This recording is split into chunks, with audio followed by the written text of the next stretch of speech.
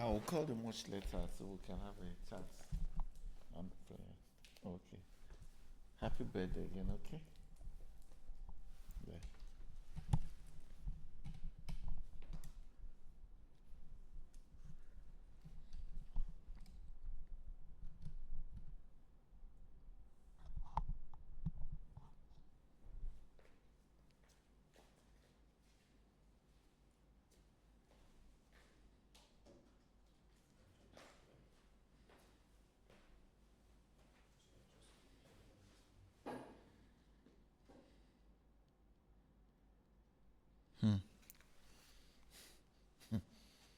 I get it.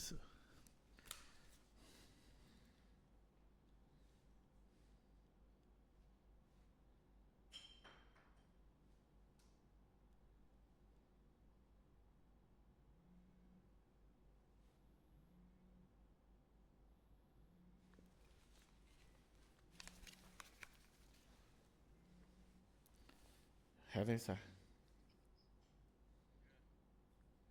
I'm okay. I'm going to go online in the next 1 minute. Are you close by? Yes. I'll be online till 7 o'clock. Okay.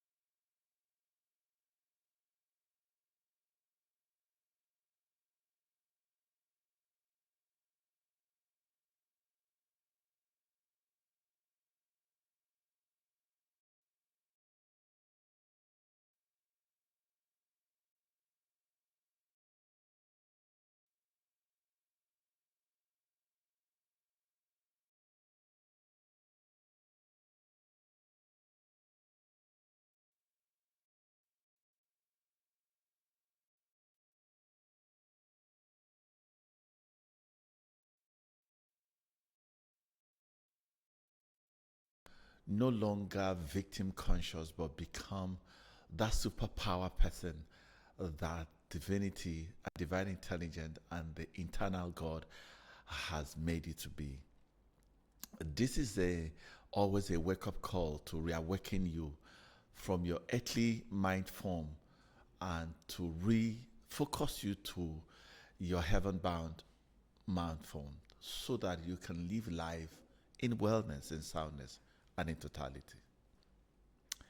I'm excited to challenge you to live above social script and social norms and social pressure, where you uniquely find a path that aligns and harmonizes your true self.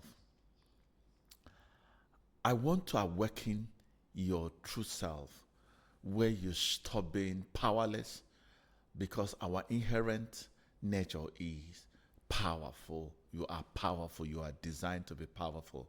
And your power is nothing but in your choice and decision. That's what is inherent, because every moment you live, there's amount of choices you have to make and decisions. What influences these decisions? Why are you taking the path you're taking? I'm excited to bring you to a higher life, because I think that we had been so scripted and so conditioned into lower life. It influences our perspective of the world. It is impact on our thinking and create a thinking pattern that is so shallow, and that is where we find suffering, complaining, and where we are devalued. It also impacts on your belief system. And critically, most people do not even sit down to analyze their belief system that's creating their reality. And we are on that same path and that cycle. And so this is uncycled you into any world of limitation where you have been enveloped into smallness. This is to activate a bigger you. This is to awaken your giant inside of you. This is to bring you to that ultimate place where you're functioning not from a place of helplessness, but a place where you are empowered to make a decision, a conscious decision.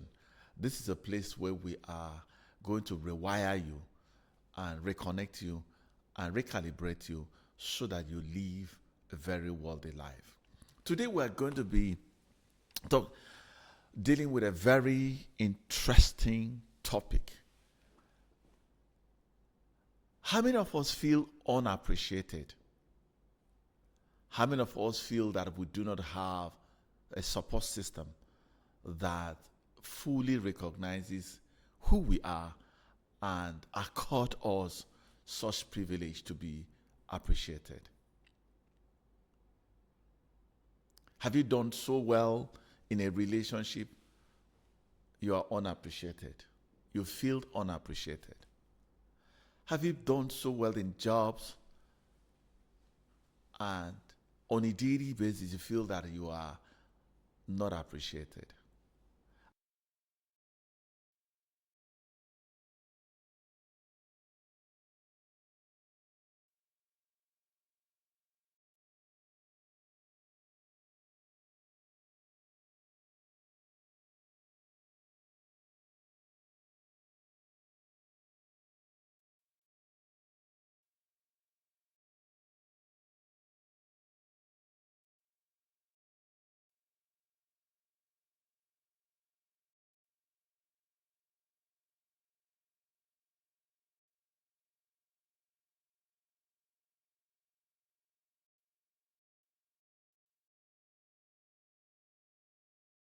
Unappreciated, and it's unduly impacting on your mental health.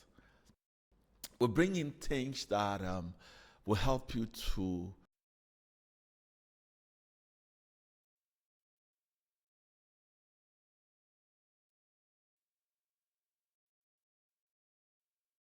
hinge on that, to bring you wholeness, where you find healing, where you find vitality. When you have hermancy, will come back to life because you have the right information, you have the right tools, we have the techniques to be able to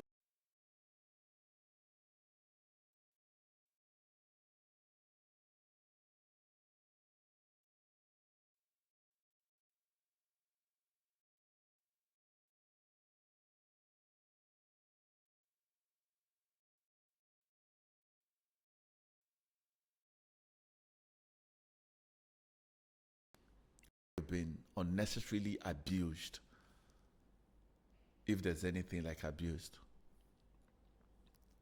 What's he talking about? Say, are you saying people cannot abuse you? No, people are speak from the language of their nativity where they are rooted in.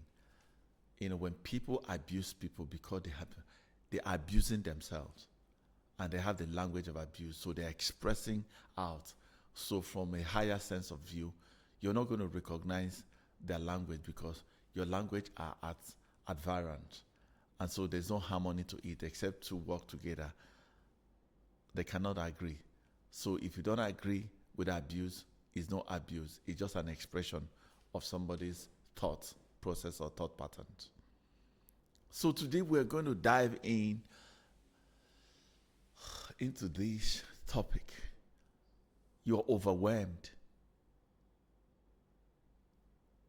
because you feel unappreciated, unsupported, and it's impacting on your work, it's impacting on your life, it's impacting on your performance, it's impacting on your relationship, it's impacting on.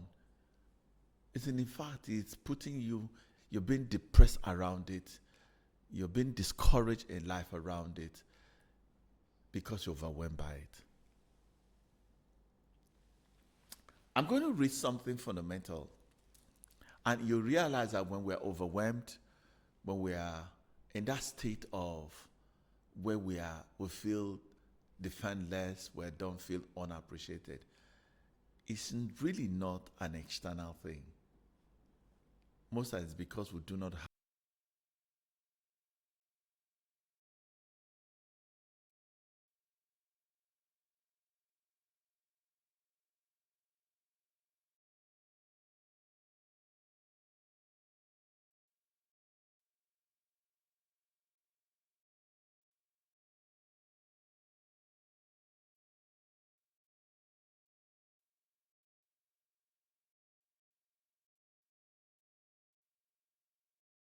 what we call self-work and inner retreat.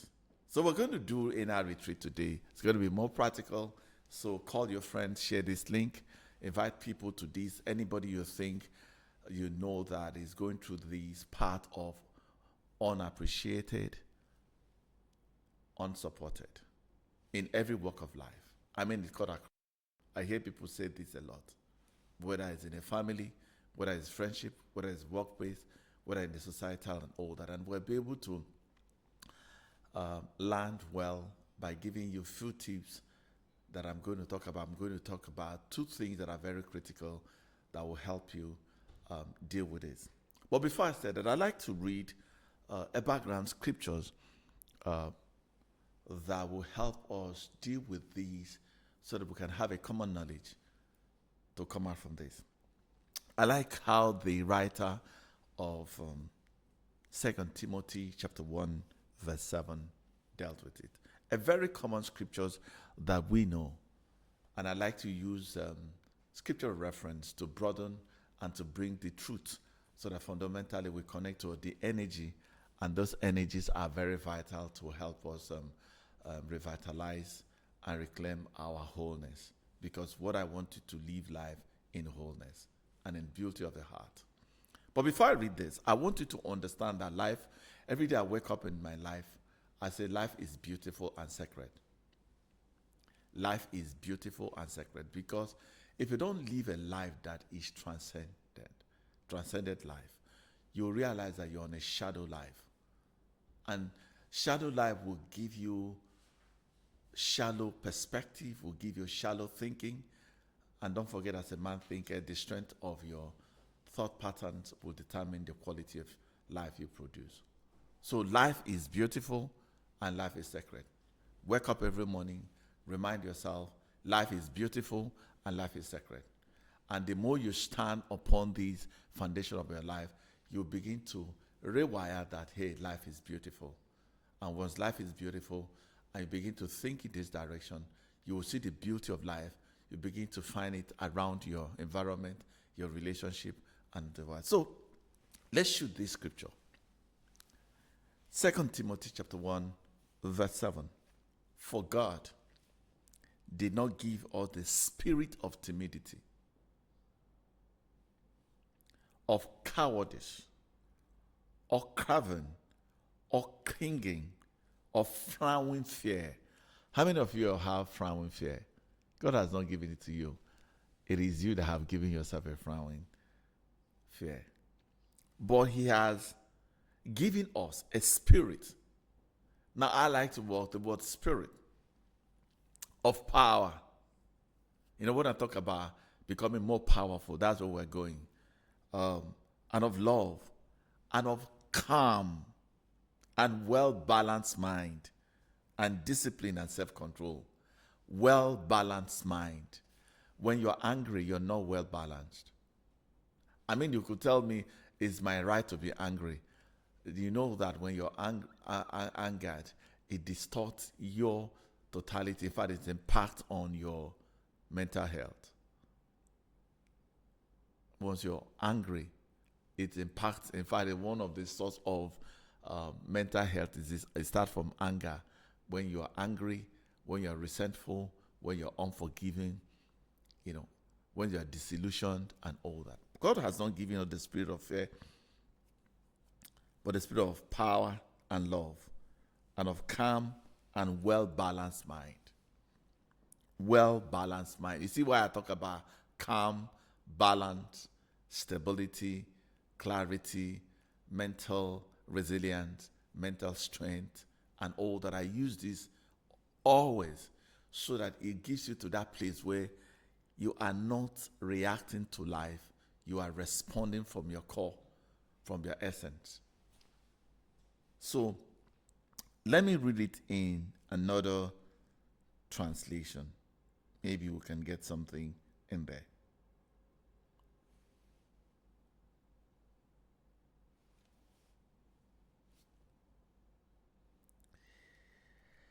I like to use it in TPT. TPT says something different.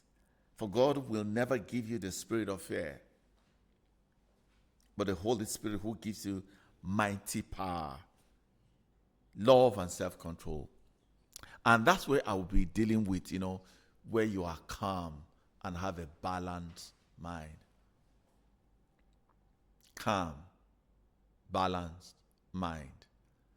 If you're not calm, if you don't have a balanced mind, you really can't have self-control. And if you don't have self-control, you're likely going to be triggered. You're going to live from your emotion rather than from your essence.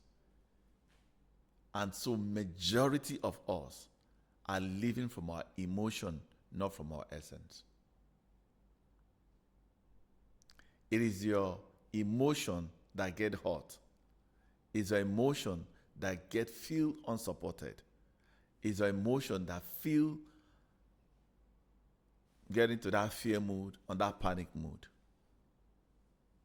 So the question we're going to be asking, in your true life, do you think that you are just an embodiment of emotion, or are you a bit bigger than emotion? When people say, I'm emotional, what does it mean to you? So take your notes.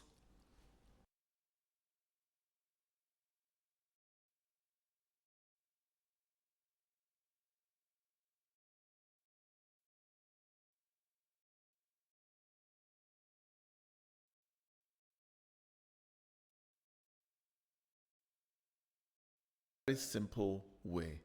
On a daily basis, I make my affirmation in terms of reminding myself my core values. And my core value has been very progressive. I started with 8 core values that I call goodness.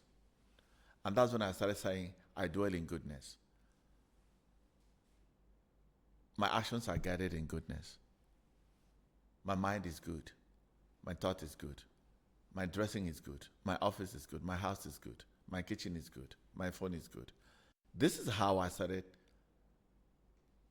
being in my higher self and lower self. And now when I am outside goodness, I step out of my higher self and I incorporate my emotions there. Now, so the more I am richer in my core values, the more I realized that I was living the fleeting things and aspiring to a attunement of my value system. So I say one is goodness. The second one is kindness.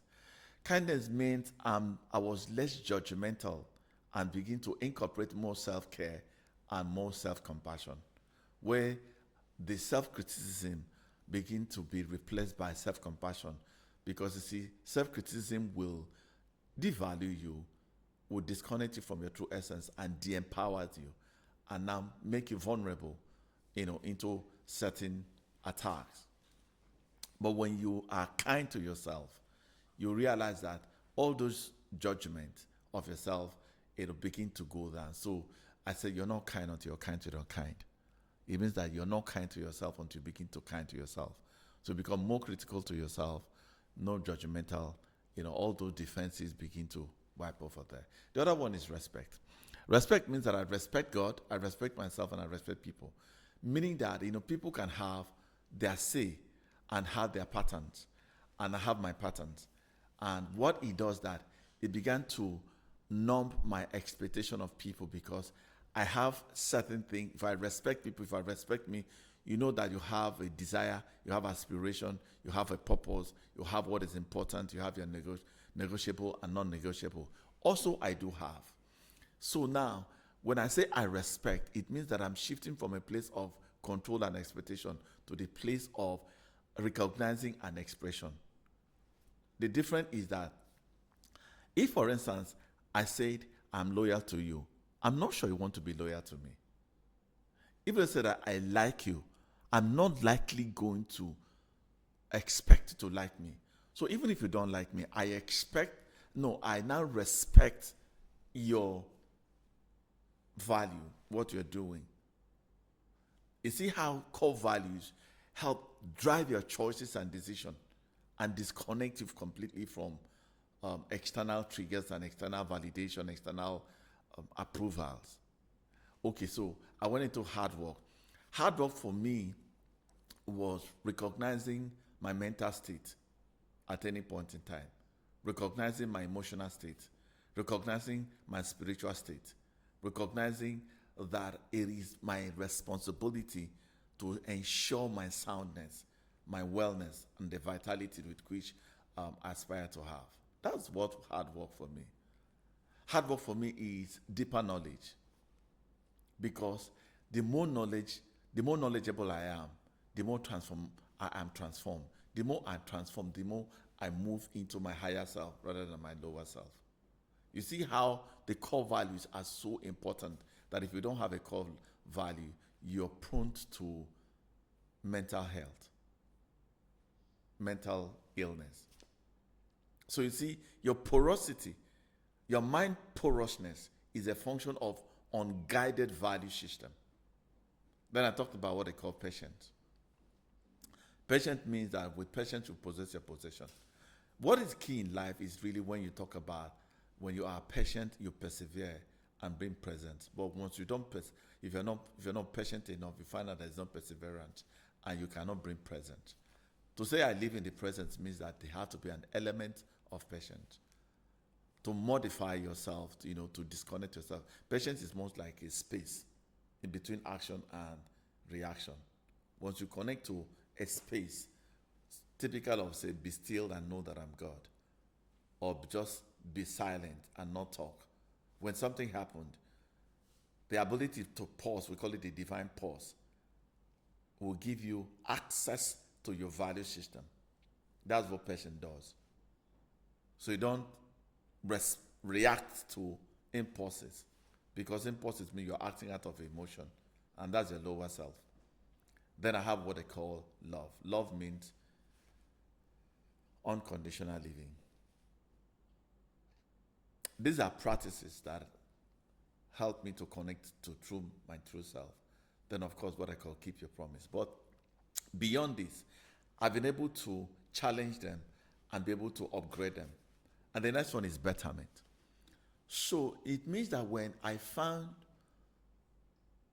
disorder means that there are anticipations, there are method, there are preferences, there are patterns, and that I have recognized that are valuable to me.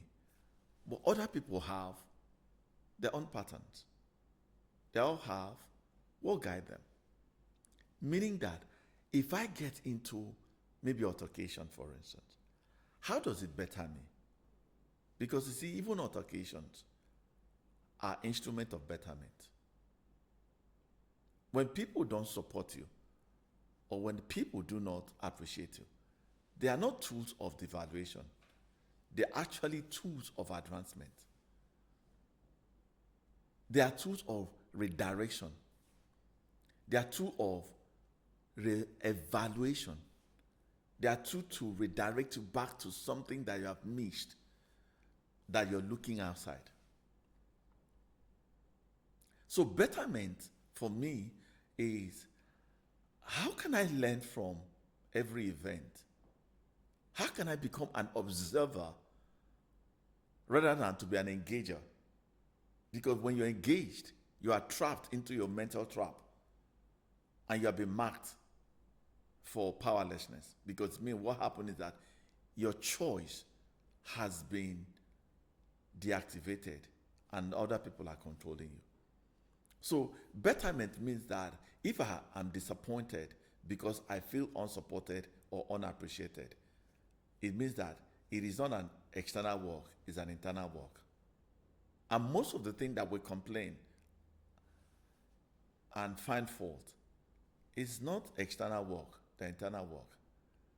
It means that the internal work, there's a gap in your internal being. There's no true connection.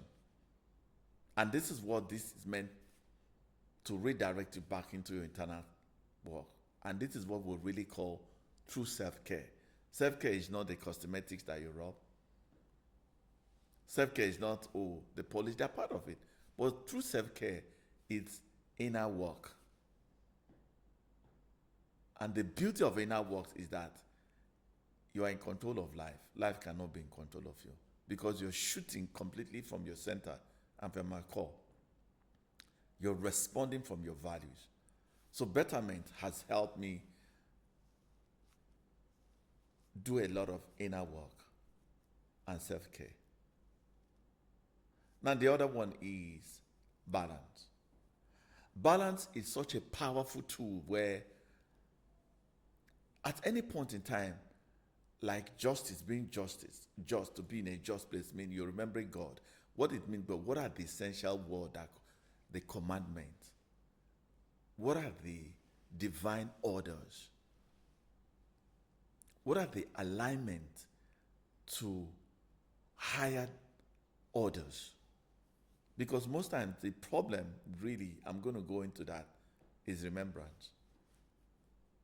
We forget who we are in the face of difficulty. So, balance helped me to know that there's God, there's a divine intelligence at work in us, there's divine order, there's divine presence, there's divine power, there's divine glory, there's a work in us. Then there's we, meaning there's a responsibility that we have, and there's order. They also have responsibility. So how do I balance this at any point in time? So do I rely more on the support of the divinity and divine intelligence? Because it said, I'm never going to leave you comfortless. That's what we talk about, like it's a divine order. The divine order says, I will never leave you comfortless, meaning I will never leave you unappreciated. I will never leave you unsupported. But now, that's the divine order. That's the truth. That's the principle. How do I connect to this principle of, I will never leave you without a witness. I will never leave you comfortless. I will send you a comforter. So meaning that if I have not found from the divine order of comfort, and that has impacted on me, and I am exercising it, that right, that privilege that has been given to me, I have access to it. So my comfort now means it can't come from external. It comes from my intelligent co-creating or co-creating or be able to exhibit or animate this divine order of comfort. And the moment I can focus on it and my energy is tapped over there, it means that it is within me and not outside me. And now, so the more I experience it, the more I don't seek it outside, the more I seek it from in, and now be able to express it outside. And I can tell you that, honestly, the way I have ascended to a certain life, I don't even know what they call external honor. Because I will give you honor. I don't even know what they call external respect. I'm respect myself. Because I know that the divine order respect me. People don't know that divine intelligence respect you. How do you know that your hair is growing on a daily basis? How do you know the blood pressure? Do you have control over them? But you wake up, you're regulated, your sleep patterns, you've been moderated, you have no input to them. You have no input to them. So you're being respected, you're being supported. And this is the major support system that people overlook. That your hair is growing, your fingernails are growing. Your body systems are working, your cycles are going unhindered, unplanned. You have nothing over there. That is the biggest appreciation and the biggest support system that you have. But we have neglected that. That's why it is the spirit that don't give you the spirit of timidity. Meaning you're connected to a system that is beyond your imagination. And this is more reason why people are feeling underappreciated, because they have not recognized that there's a divine essence in control of their life. I'm sure you've not heard it like this. So you see why balance is very important. If you don't have this balance about your perspective, you will continue to be consumed by external validation, approval, and support system and appreciation. But let me tell you, wake up and know that you are fully supported. Do you know what it means? There are people who wake up and they can't walk because their bones are clean. Do you know what the pain they go through? Think about when you are having stomach pain, how disorganized you could be. You're praying, you say, I need divine healing, I need divine intervention. It means that the highest support and the highest appreciation. I am the one who gives you power to make wealth. Kush. We don't know these things. That means you have, first and foremost, the intelligence and the value system that had been inculcated, had been given to you free of charge, that you can now use as an instrument of negotiation to the external world. Because it's a function of what you are contributing, not a function of what you are being given. Because what hurts us is what we are receiving. If I have the power to give, that's what is more important and more critical and more crucial. You now see why balance is very important. Then, of course, it brings you to the place of calmness. Calmness is where, when I read that scripture, it said, those who are sure of themselves do not speak all the time. Men of calmness have real insight, not outside. It's insight. So it means that if I have insight of the divine support, it's massive. I give you a story about two guys who was a master and a servant. And they had been in a strategic position where they can understand the working of their enemies. I mean, like a different kind of competition. So before those competitions will come, they will decode it and have that intelligence to be able to advise. That's what they call forecast. So they were forecasting the issues and telling the authority what to do. And eventually, the other party were not happy about it. They sent in troops. And the master already know through intuitive knowledge that they have a bigger support system than the visible support system. So when the guy showed up, the second person who was living on his ego state, which is the lower self, was looking at the these forces coming. But the guy who was in a higher self said, why are you intimidated? You have not given up the spirit of fear, but the spirit of a sound mind and of power and love. You know what? The people who are with us are bigger than those who are outside. And he just pray, I pray that your eyes be open. Do you understand that the people who are with us are more? They came to him, he said, he just came to them, they walked to them, and they were blinded by their external forces. And the other guys understand that they have a divine intelligence at work who has a bigger support. And he just said, sit down. They sat down and they gave them food. Don't forget it's love. And that's why most times when you are angry about people who have not supported you and have not underappreciate you, you are in the same flow. What happens is that you are disconnected from the natural state of gladness and the state of wellness and have gone into an abuse state. That is the real abuse. So it's not them that are abusing you. You are the one abusing yourself. So eventually, you see how content, that's where calmness comes in. Ability to tune in. Ability to tune in. Then the next one is contentment.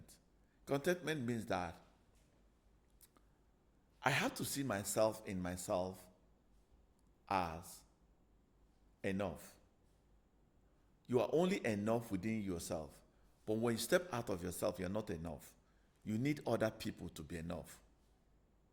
What it means that it is the contribution that you bring. If you're not enough, you're going to be seeking something external. But when you're full, what happens? You're going to be dispensing. That's what contentment means. I'm enough in wherever I am. I'm enough that I came to work. Whether my boss appreciates it or not appreciate it, that is his business. He has his measurement. He has his characterial. He has whatever is driving him. My own driving me is that I'm going to come here. I will do my best. I will add value to myself. And that's what I have control over. That's what contentment is. Contentment means I'm going to love my wife. That's what is my reach. And I don't know whether my wife will love me. Contentment is I'm going to love my husband the way that I am loved by divinity. And that's what I'm going to give out. Contentment means I'm going to, pray for the children, pay their school fees, expose them, show them principles, and over there. That's what I'm going to do. Whether they are going to abide by those things is not forcible. It is just an expression. I'm going to be nice and be good to people. That is my contentment. I don't know what there. So it means I need to be able to understand it is what I bring that is more important than what they brought. They brought abuse, I have peace. They brought rejection, I'm accepted in the beloved. They brought devaluation, I am valued. You see, that is what contentment does. You see how that's my value. That's how it shapes me. So I'm not going to look to work because I want my boss to look at me and say, hey, you are the top. If he said it, it's extra. You know where he say he does exceedingly abundantly. That's extra. If people say my cloth is fine, I've already told myself my cloth is fine. Because I need to make sure that my cloth is fine. Because I chose it. I made the combination. So what you are appreciating is a thought pattern that has created this pattern of flow, that the color combination and all that. So it's within me. So if it's not bad, if it is bad, it is me. I didn't contain it well. Then of course what they talk about, empowerment. Empowerment is a rich life. But is that recognition that you are richer than what you're seeking? If what you're seeking is richer than you, you can't access it. You have to be richer than it in order to express it. What do you mean? You cannot be asking to earn 1 billion or 1 million when your input to that 1 million is less than 1 million. That's not empowerment. Don't forget, it's more blessed to give than to receive. So if we quote these scriptures, meaning that if you're not more, you can't offer more. And that's why people are not more. And that's why they're expecting more to happen to them. This is crazy, isn't it? But this is principle. If you have more, you do life more. And that's why they say the poor will get poorer and the rich go richer. Because the rich are seeking to be empowered. The rich empowered. That's the two things about it. In a relationship, I'm not going to cow myself and look at myself like I am under and say it's your responsibility to take care of me. No. I will take care of you. That's why, that's what it is. And that's the mental construct, the mental model that I've adopted. That's what they talk about empowerment. Then, of course, I have what they call growth. Growth is important to me. I need to grow. And is it to the extent that you will grow, is it to the extent that you will not feel appreciated or not? Every time you feel unappreciated, you're not growing. Because you need to go to that fact, to the point where you understand that it is you that will influence. That's why it's influence, not outfluence. If there's anything like that. I will influence because of growth. If you are growth, it's like a tree. The soft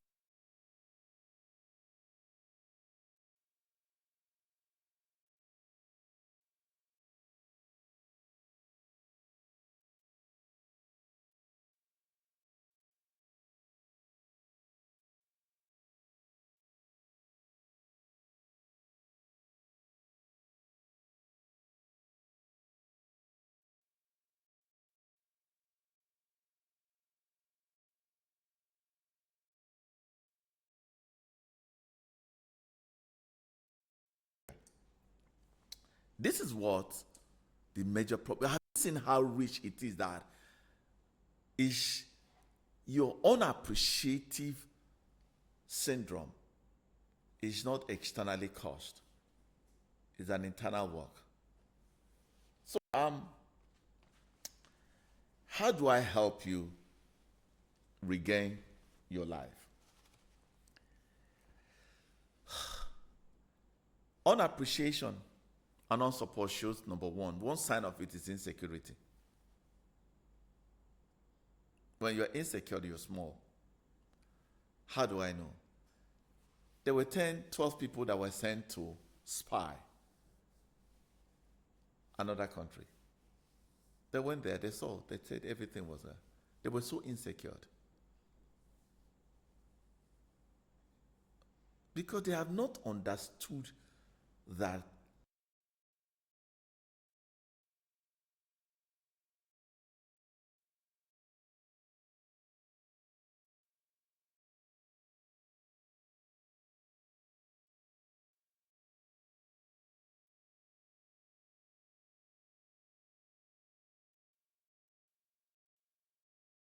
of self, sense of security, and the sense of purpose. These three things, if you wake up every day, you are aligned to them. When you have a sense of self, it is what you produce and how you produce that influence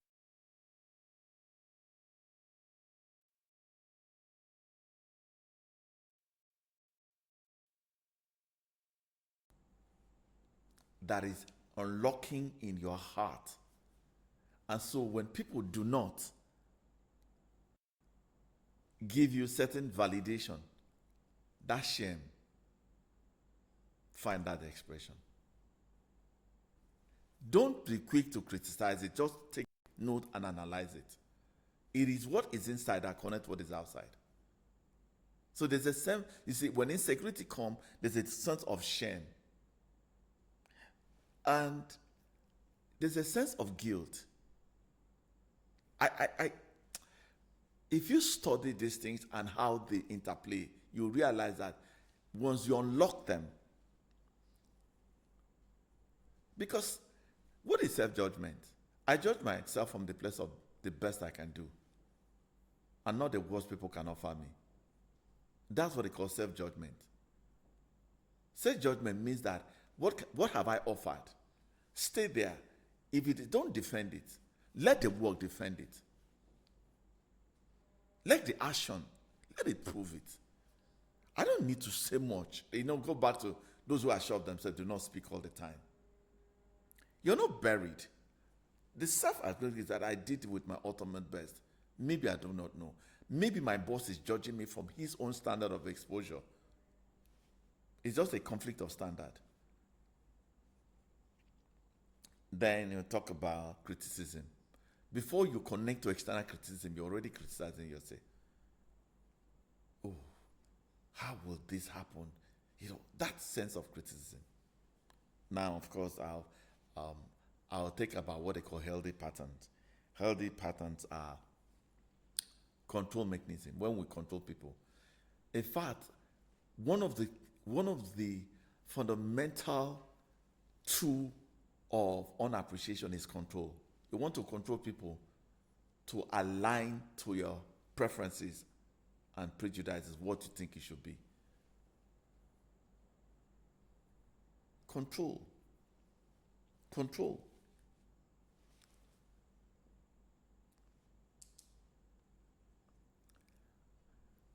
If you leave control, you adopt what they call surrender. Surrender is not weakness. Surrender is accepting the way people are and what they can offer, and not thinking from how they should act towards you.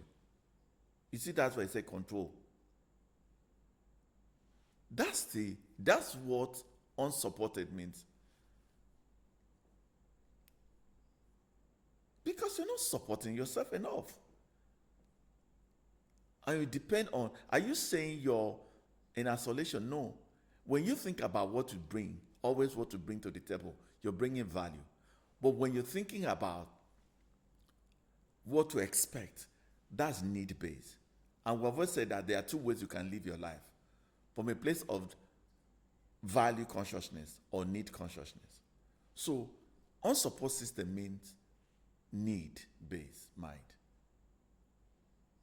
Unappreciation, need. The more you are needless, the more you are appreciated.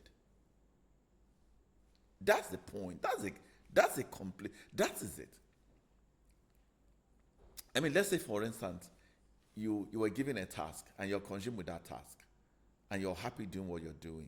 You're finding learnings and you're happy. You know that you're more excited. Let me give instance. You see, the people that I like these I like sportsmen and I like to watch them.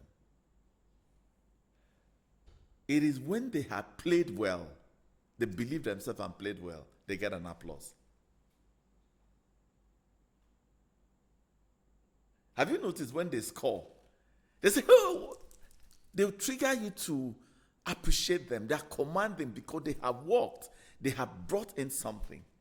They don't control you to stimulate them when the inner stimulation is not there.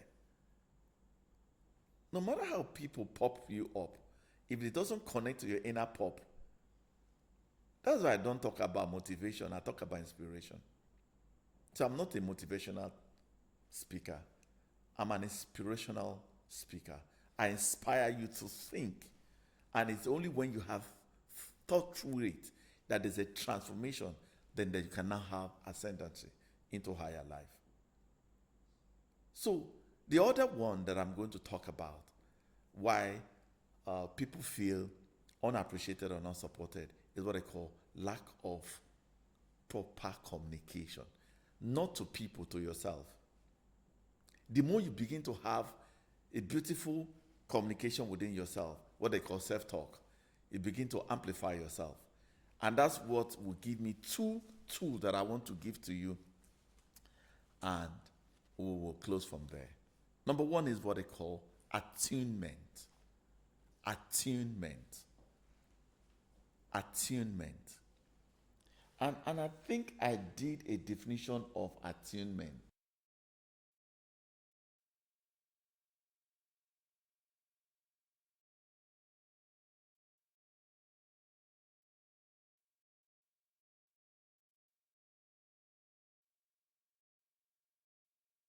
To your need and the need of others. Be aware of your response to your need and the need of others. And it takes an internal state. That's what I'll talk about, what they call self-connection. So attunement is self-connection. What is my need? What is the need of other people? If my need is my boss to recognize I'm doing well, what is the need of my boss? What if my need of the boss, my boss is judging me the fact that he has set a standard and you're working in that standard and he's paying you for that standard? And you say, okay, I'm doing so well. And your boss standard is to appreciate you will be, what if you have gone extra mile? That's why I like these guys called a story that was told about three people were giving. One was giving a gift, another was giving 1, 3, I think 3 and 5, or maybe 2 and 5, whichever one. Now, the guy did what he's supposed to do to preserve what was given to him. Really nice. He didn't lose anything. He didn't lose anything. And now, he thought his appreciation would be based on the man's mental state. No. That's where he got it wrong. The other guy said, hey, guys have given me. How can I not bring my own self into what was given to me? So they went beyond what was given to them to do more what was not even expected. And the guy came back and said, can I have your work? Oh, you got 5, you got 3. I got to give you more. That is real where appreciation starts. You are the source of appreciation. So because attunement means go back to what are you bringing. One of the things that helped me to do this is a scripture that I read. It says he does exceedingly abundantly above more than we can think, imagine. I love that scripture. And that's why I like to do more. I like to do more. And you see, these are principles that have helped me live in vitality, live in live in wholesome. And it will impact on your mental wholeness. It will impact on your spirit. It will impact on how objective your emotions are. And it will also going to impact on your self-awareness. So there's self-awareness. It all starts from self-awareness. So attunement is that I have a need and other people have a need. How do I ensure that our needs are aligned? And that's where you're going to have appreciation. And it's good for us to sit down to understand it. But otherwise, what makes us feel underappreciated is our own need that is driving us.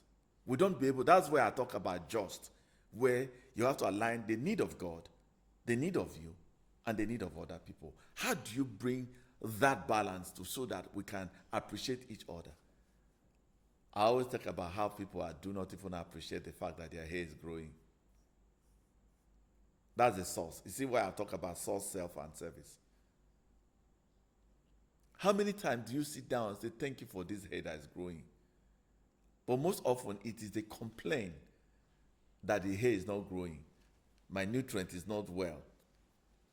And that's why we struggle. And so this unappreciation, it is we that generate it. Unsupported. So attunement is powerful. Is to recognize, ability to be self-aware of your need and other people's need. And it starts from your internal state. So anytime you feel that you are unsupported, unappreciated, go back to the need of other people. How do you bring just and balance to it? If you begin to have a deeper insight around them, you will begin to find a way to harmonize it. That's why I say bring in harmony. Bring into harmony. Bring into harmony. That's balanced state. You see how those things I was talking about, betterment, harmony, contentment, how they are all aligning. And the other one, the final one, is goodwill. Goodwill. You see, these 2 points are what will give you, will disconnect you and rewire you, re-inspire you, reconnect you. And I will tell you what unappreciation does to your life and what attunement and goodwill will do for your life. And that's how we're going to close. So first of all, attunement. Attunement is bringing harmony, ability to be self-aware of your need and the need of others before you think that you're not supported or you're not appreciated. So once you bring that harmony, then you begin to find that, okay, there's a state of, that peace and all that. The other one is goodwill. Goodwill is so powerful that it is within you, not outside you. When you're more of goodwill to people, you are so rich. That's what they call the abundant spirit. It's not about money. Abundant spirit is your self-awareness of the richness, your infinite self, your sonic self, the greatness around you. He went about doing good, healing all manner of diseases. He was so aware of his goodwill, his appreciation. It was abundant. And what happened? He went about. How often do you want to appreciate people? How often do you want to compliment people? How often do you go extra mile, to recognize people? How often do you, that's like you are more in tune with how you are recognizing people, how you are highlighting their nose, how you are highlighting their hand, how they are. I mean, sometimes I look at my colleagues and I look at things that people don't look at, like their fingernails. And I will be able to say, hey, your fingernails is powerful. Do you know that fingernails can be an advert? That is what they call goodwill. You're coming from the fullness of goodwill. You enter into this taxi driver. Oh, I entered this taxi driver's, realm. My God, his car was on top of the class, and I laughed and laughed. Was laughing, and I said, "This car smells nice. This car is beautiful. Your office, that is goodwill. You are carrying the essence of goodwill. It is more blessed that what you give than to receive. Give, it shall be given unto you. Pressed and shaking together shall men give unto you. It is the goodwill of appreciation that you give. Oh my God, that it's come back to you. That's inner work. And the 2 things will give you 2 things. Every time you feel unappreciated and unsupported, that's what they call heavy energy.